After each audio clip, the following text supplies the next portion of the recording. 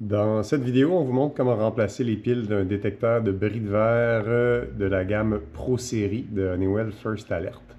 Donc, pour remplacer la pile du détecteur de bris de verre, c'est relativement simple. On va tourner le détecteur dans le sens inverse des aiguilles d'une montre, comme ceci. Et évidemment, dès qu'on retire le détecteur, on va entendre le clavier qui se met à biper parce que le détecteur va tomber en sabotage. Pour arrêter le bip au clavier du signal de sabotage, c'est très simple. On fait simplement appuyer sur l'encadré rouge en bas à droite et le bip va arrêter immédiatement. On peut donc retourner au détecteur pour le remplacement de la pile.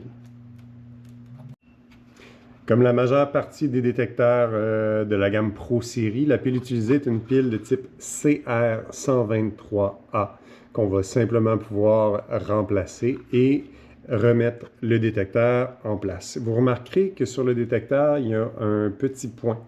Donc, ce petit point, une fois le détecteur fermé, doit être aligné avec cette espèce d'encoche là, qui permettrait, si on voulait, de mettre une vis pour verrouiller le détecteur pour pas qu'on puisse l'enlever.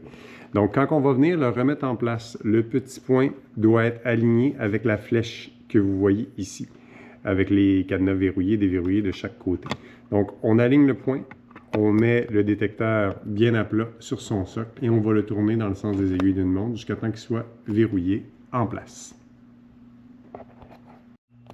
Une fois la pile remplacée et le détecteur remis sur son socle, vous avez uniquement à vous rendre au clavier et à appuyer sur le bouton « Effacer » pour faire disparaître le message de sabotage et à entrer le code de 4 chiffres pour faire disparaître le message. Et le système redevient normal et prêt à armer.